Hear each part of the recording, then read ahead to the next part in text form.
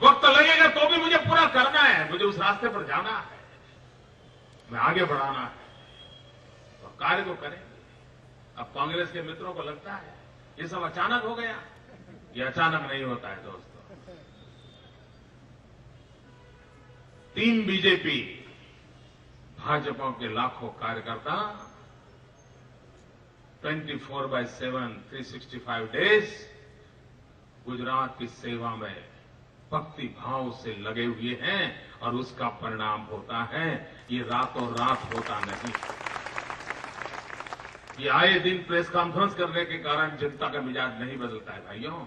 जनता के दिलों में जगह करने के लिए पसीना बहाना पड़ता है और कांग्रेस को समझ नहीं आया। जब मैं गरीब कल्याण मेला कर रहा था तो एक ही गाना बजा रहे थे, ये दिल्ली के पैसे बांट रहा है, दिल्ली के पैसे बांट रहा है। तो महाराष्ट्र में क्यों नहीं बांटते भाई? उनको समझ नहीं आया वो क्या कर रहे हैं। जब मैं महात्मा मंदिर का कार्यक्रम कर रहा था और गांव से सरपंचों को बुलाया मिट्टी लेकर के, तो उनको लगा नहीं, पता नहीं चला मिट्टी में क्या दम है। उस सरपंच मिट्टी लेके आया तो उस मिट्टी में क्या दम है इस चुनाव में देख समझ नहीं आया। आपको समझ नहीं आया कि गुजरात के 18,000 गांव के सरपंच गांधीनगर की धरती पर आए और महात्मा मंदिर के अंदर एक मुट्ठी भर मिट्टी डाल करके इस विकास यात्रा के वो हिस्से बन गए थे। ये बात आपको समझ नहीं आई और पॉलिटिकल पंडितों को भी नहीं आई। वही अपना पुराना 1990 की कथाएं लेकर के घूमने वाले लोग चीजों को समझ नहीं पाते। दोस्तों, ये मेरा दोष नहीं है। मैं तो उनको कहता हूं आइए अध्ययन कीजिए। 350 गरीब कल्याण मेला और 40 लाख से अधिक परिवारों को सहायता पहुंचती हो और करीब 1.5 करोड़ लोग उस समारोह में सीधी सीधी हमारी बात सुनते हो। किसी भी टीआरपी से हमारी रीच ज्यादा थी दोस्तों। ये साफ दिखाता है कि पसीना बहाने से परिणाम आता है। जनता की आंखों में धूल 10 साल तक कोई नहीं डाल सकता। जनता को भावात्मक रूप से अपने वोट की राजनीति भुनाई नहीं जा सकती। ये कांग्रेस 60 साल के बाद सीख ले। भाइयों बहनों, हम एक जिम्मेवारी के साथ आगे बढ़ना चाहते हैं। हम विकास करना चाहते हैं, हम किसानों का भला करना चाहते हैं, हम ग्रामीण विकास चाहना चाहते हैं। हम गरीबों के कल्याण के लिए गरीबी के खिलाफ एक युद्ध छेड़ा हुआ है और देश के सामने हम ये भी मॉडल देंगे कि बदलाव लाया जा सकता है। हमारे कांग्रेस के मित्रों को समझ नहीं आया कि जून महीने की 45 डिग्री टेम्परेचर में ये पूरी सरकार गांवों में भड़कती है। ज्यादा से ज्यादा खबर यही बनी कि सेक्रेटरीट खाली हो गया है, सब लोग गांव घूम रहे हैं। लेकिन समझ नहीं आया कि 45 डिग्री टेम्परेचर में राज्य के मंत्री, मुख्यमंत्री, एमएलए, एमपी गरीब के घर जाकर के बच्ची की उंगली पकड़ करके जब स्कूल ले जाते हैं तो उस परिवार को विश्वास हो जाता है कि आज नहीं तो कल मेरे परिवार का भला ये करेगा और तब जाकर के वो वोट देता है। ये पसीना बहा है। 40-45 डिग्री टेम्परेचर में गांव गांव जाकर के रहे हैं। भाइयों बहनों, ये मेहनत भी तो रंग लाती है और विश्वास शब्दों के माध्यम से नहीं आते हैं। पसीने की महक होती है जो विश्वास का गुलदस्ता जन्म देती है जी। विश्वास के पौधे, विश्वास का फूल तब तक पैदा नहीं होता है जब तक पसीने से उसको सींचा नहीं जा सकता है। हमने पसीने से इस विश्वास के बगीचे को सींचा है। किसी का बुरा नहीं कर रहा, ये हमने संकल्प लिया है। हमारे पहले सरकारें कैसी थी, कौन चलाते थे, कांग्रेस के जमाने में क्या हुआ, कांग्रेस का होम मिनिस्टर क्या करता था, मैं तो सारी चीजें फाइलों में पड़ी है। लेकिन मोदी का वो रास्ता नहीं है। मैं लोकतंत्र में विश्वास करता हूं। मैं किसी का बुरा करने के लिए सोच भी नहीं सकता और उस रास्ते पर जाने वालों में शामिल हूं। मैं जनता जनार्दन ने इतनी शक्ति दी है, उसके बाद भी जनता को विश्वास दिलाना चाहता हूं। आप हमें आशीर्वाद दीजिए, ईश्वर से प्रार्थना कीजिए कि हमें ऐसे कोई बुरे विचार न आए ताकि गलती से भी हम किसी का बुरा करें। हम उस रास्ते पर नहीं जाना चाहते। हम हो सके तो हम हमारी लाइन को लंबा करेंगे, नहीं हो सकेगी तो हम जहां रुके हैं वहां रुके रहेंगे। इंतजार करेंगे, लेकिन ये जहर, ये आग, ये दूसरों के खिलाफ गंदी हरकतें, ये लोकतंत्र नहीं है। भाइयों बहनों, इस विजय का माहौल है, लेकिन विजय के बाद भी सिवाय जिम्मेवारी हमारी जहन में कुछ नहीं होता है। हमारी जहन में जिम्मेवारी है।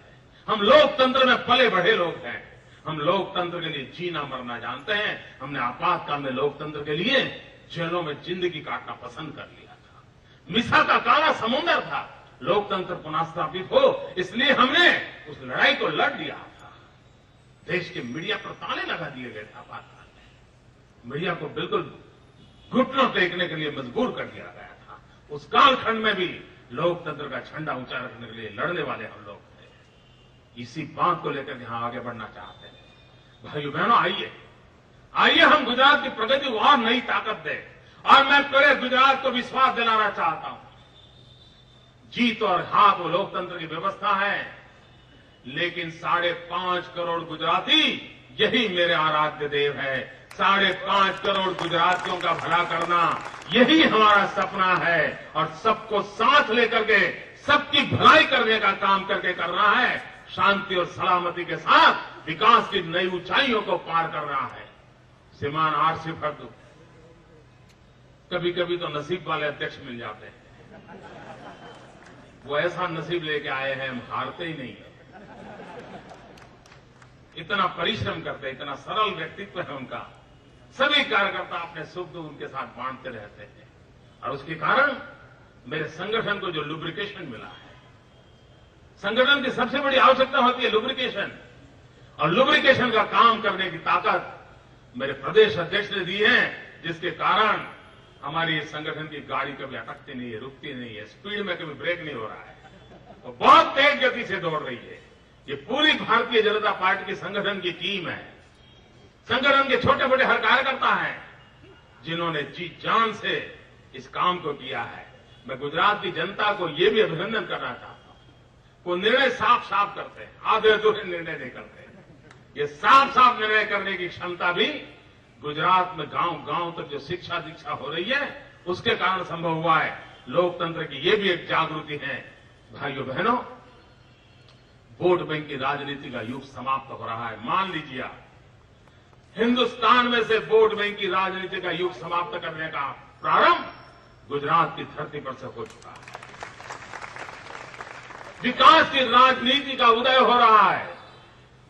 देश के सभी राजनीतिक दलों को विकास के मुद्दे पर जनता जनार्दन को जवाब देना पड़ेगा, और हम देश में वो चित्र बनाना चाहते हैं कि सब सत्ताएं, सब सरकारें जनता को विकास के मुद्दे पर जवाब देने के लिए मजबूर हो जाए, और जनता विकास के मुद्दे पर अपना मोहर लगाती चले। ये एक नई राजनीति का युग 21वीं सदी के पहले दशक के हमारे पुरुषार्थ का परिणाम है कि 21वीं सदी पर प्रभावित रहेगा। वोट बैंक की राजनीति का युग समाप्त होगा। ये सपना देख करके मैं राजनीतिक जीवन को आगे बढ़ाना चाहता हूं, गुजरात की विकास यात्रा को आगे बढ़ाना चाहता हूं। गुजरात के भारतीय जनता पार्टी के कार्यकर्ताओं की शिक्षा दीक्षा कर करके हम इस लोकतांत्रिक परंपराओं को आगे बढ़ाने का संकल्प लेकर के आगे बढ़ रहे हैं। मैं फिर एक बार जनता के चरणों में नमन करता हूं, नतमस्तक होता हूं, गुजरात की माटी को माथे चढ़ाता हूं, और इस आशीर्वाद के योग्य मेरी पार्टी बनेंगे, मेरी कार्यकर्ता बनेंगे, तालुका पंचायत जिला परिषद कुछ भी होगा। हम उस सपनों को पूरा करने के लिए पूरा प्रयास करेंगे। इसी आशा, अपेक्षा और संभावनाओं के साथ आप सबका बहुत बहुत धन्यवाद। कुल मिलाकर के चुनाव में मुझे कम से कम परेशानियां हुई है, और जो रेगुलर परेशानियां करते हैं उन्होंने बिल्कुल नहीं की है, तो उनका मैं विशेष रूप से आभारी हूं। बहुत बहुत धन्यवाद करता हूं सबका भी। जय जय गरवी गुजरात, जय जय स्वर्णिम गुजरात। और ये स्वर्णिम गुजरात का विजय है भैया, ये स्वर्णिम गुजरात का कितना बड़ा भव्य विजय हुआ है। बहुत बहुत धन्यवाद सबका।